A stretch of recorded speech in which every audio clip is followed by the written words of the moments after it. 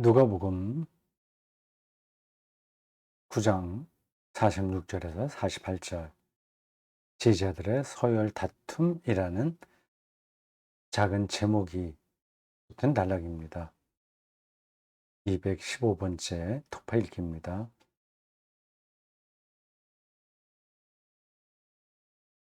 우리가 흔하게 들은 이야기죠. 이런 이야기 읽으면 이 뻔한 이야기로 들립니다. 누가 크냐 이렇게 싸우고 있을 때, 제자들이 그러고 있을 때 예수님이 어린아이 하나 데려다가 이제 정말 큰 자가 누구냐 하는 그 질문에 대한 다른 대답을 주셨다는 이야기입니다. 그러니까 이런 이야기를 읽으면 좀 겸손해야지, 그런 생각이 들죠. 잘난 척하지 말고 어린아이처럼 겸손하게 살자. 여기 말고 다른 데서는 또 어린아이 같지 않으면 하늘나라에 들어갈 수 없다는 뜻에 또 있어요. 그런 뜻을 담은 내용도 다른 데 있습니다.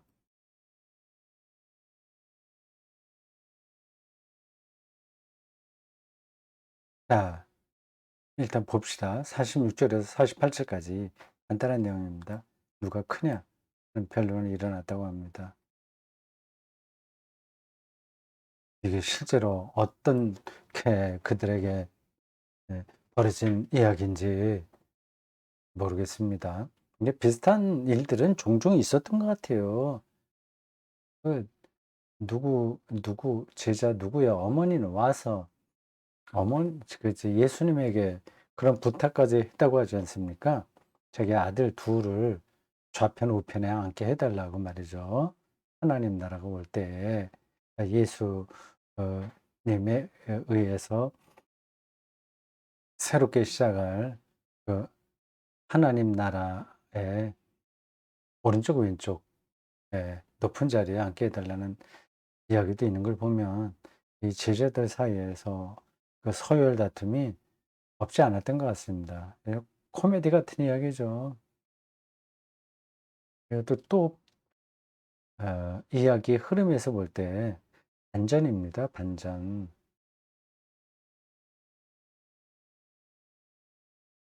인자가 장차 다른 사람의 손에 넘겨지리라, 이렇게 예수님께서 말씀하셨지 않습니까? 그러면 뭐 별 볼 일 없는 거예요.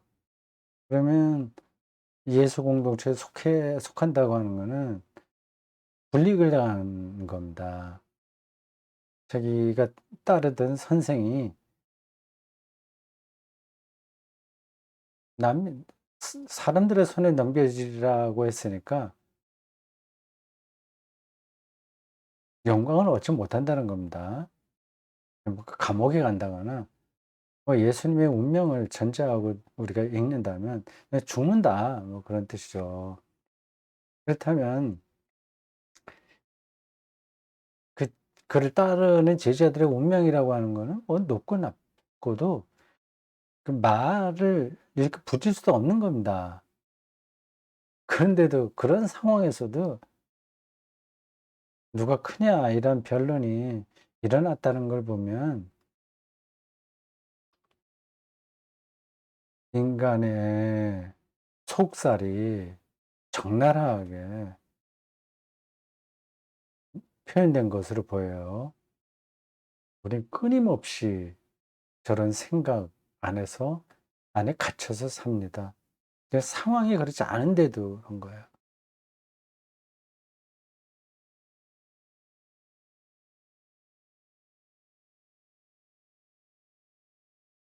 네.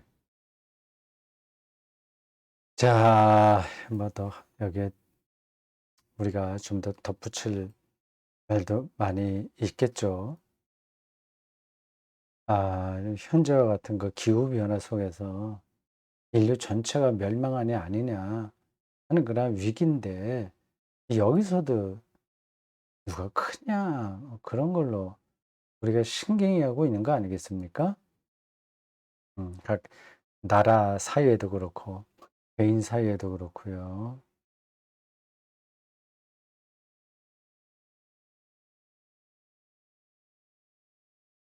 이건 마치 음 그 폼페이 이탈리아 거기 폼페이가 화산이 폭발해서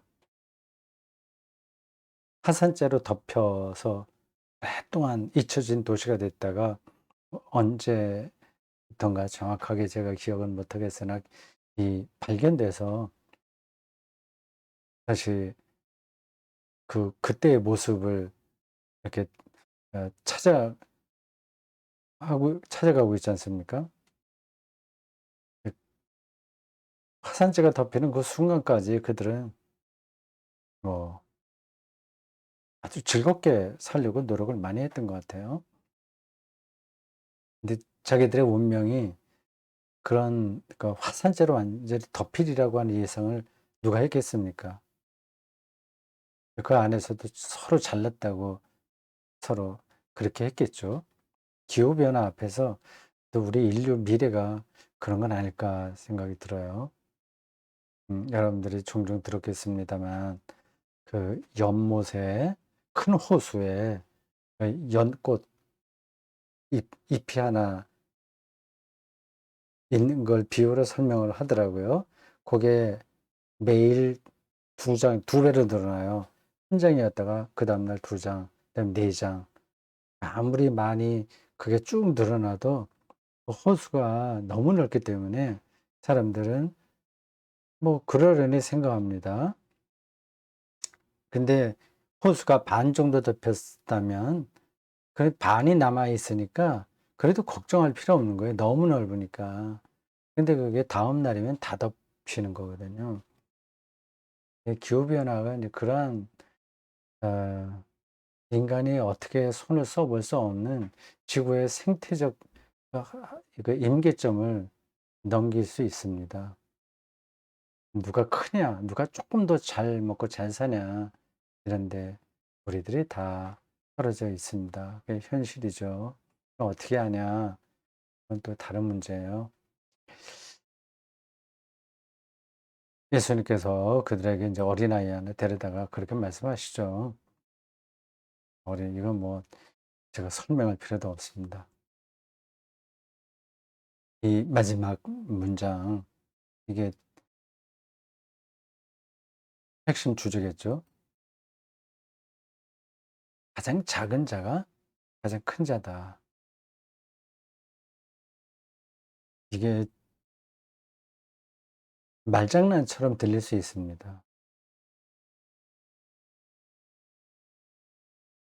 전 말씀도 여러 관점에서 우리가 생각할 수 있는데 그건 다 접어두고 한 가지 관점만 말씀드리면 다음과 같습니다.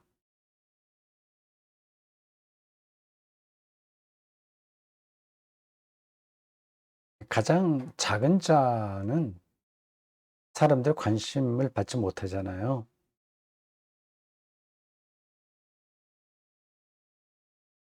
그러니까 그런 사람은 어떻게 하죠? 그러면 이제 하나님을 보게 되는 겁니다. 말이 되나요? 그래서 예수님께서 가난한 자가 복이 있다고 말씀하신 겁니다. 가난한 자는 사람들의 주목을 끌지 못하죠.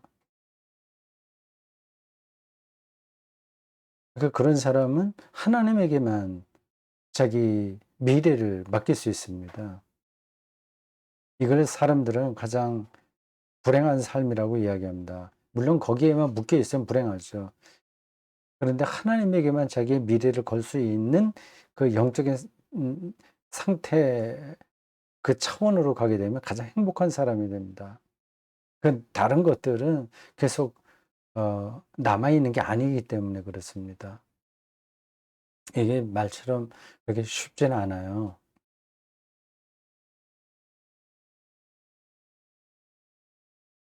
가장 작은 자는 사람들의 관심을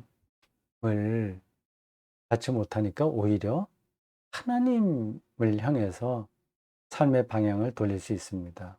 이게 가장 큰 자죠. 대통령에게 인정받는 것보다 지금 뭐 대통령 선거 앞두고 후보자들이 날선 공방을 많이 하죠. 유치할 정도로 하기도 하는데, 몇 달 동안 한국을 떠나 있는 게 오히려 좀 우리의 정신 건강에 좋을 것 같습니다. 있는 말 없는 말 이제 막 쏟아내고 있지 않습니까? 국민 정신 건강에 정말 좋지 않죠. 그게 인간 삶의 현실이긴 한데, 그런 사람들의 주목을 받으려고 하는 거잖아요. 인기를 많이 끌려고 하는 거잖아요. 계속 그 인기를 유지해야 되잖아요. 얼마나 에너지가 많이 소진되겠습니까? 그건 그의 영혼은 불행한 거죠. 대통령 되려고 하는 사람은 이건 정말 불행한 거다 각오하고 섬긴다는 자세로 해야 될 텐데, 권력에 대한 의지만으로 그렇게 나아가고 있는 분들이 많이 있는 것 같아서 보기에 좋지는 않습니다. 그게 좋으면 할 수 없죠. 자기 좋은 걸 선택해서 살아야 되겠죠.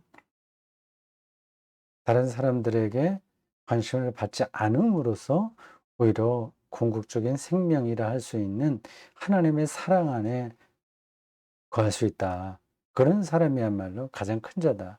대통령의 인정, 음, 대통령에게 인정받는 것보다는 하나님에게 인정받는 게 그게 위대한 거 아니겠습니까?